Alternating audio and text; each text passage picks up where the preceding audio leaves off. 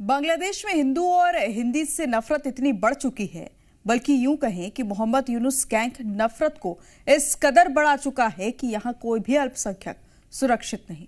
कट्टरपंथी बांग्लादेशियों ने जिस सिंगर को कल तक सराखों पर बिठाकर रखा था, जिसे वो रॉक स्टार कहते थे, अब वो उस पर सिर्फ इसलिए अटैक किया गया क्योंकि वो हिंदी फिल्मों के गीत गा रहा था।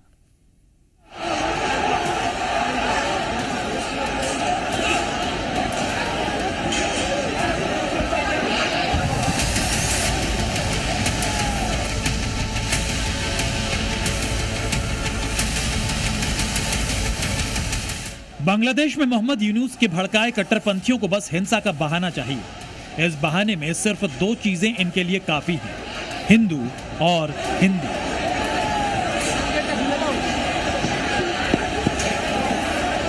जिस बांग्लादेश को इसी हिंदू और हिंदी ने पाकिस्तान के जुल्म से बचाया, एक अलग राष्ट्र बनाया, अब उसी हिंदुस्तान की इन दोनों विरासत को बांग्लादेश से मिटा देना चाहता है कट्टरपंथी गैंग, भले ही इसके लिए उसे अपने ही नागरिक पर अटैक क्यों न करना पड़े।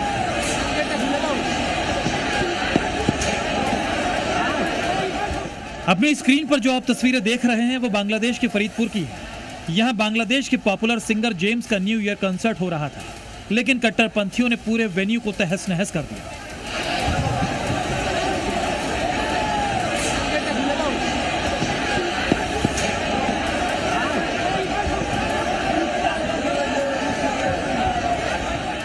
जेम्स एक Bangladeshi singer, song writer, guitarist और कंपोजर हैं, जिन्हें प्लेबैक सिंगर के तौर पर भी जाना जाता है।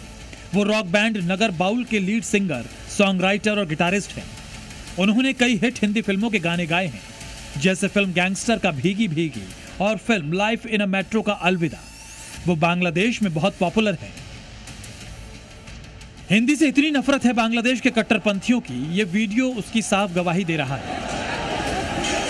जेम्स के कॉन्सर्ट में कुर्सियां चली, पूरा हंगामा काटा गया। यहां पर इस्लामी भीड़ ऐसे आई जैसे मानो सैलाब आया हो, और देखते ही देखते एक म्यूजिक कॉन्सर्ट को पूरी तरह तबाह कर दिया। कट्टरपंथियों का इतने से भी जी नहीं भरा तो उन्होंने रॉकस्टार जेम्स को निशाना बनाया, लेकिन रॉकस्टार जेम्स किसी तरह अपनी जान बचाकर निकले। बांग्लादेश में जब से तख्ता पलट हुआ है, तब से कट्टरपंथी आए दिन बांग्लादेश में किसी न किसी तरह की हिंसा और हंगामा करते नजर आ रहे हैं। इस बार कट्टरपंथियों के निशाने पर था रॉक स्टार जेम्स का कॉन्सर्ट।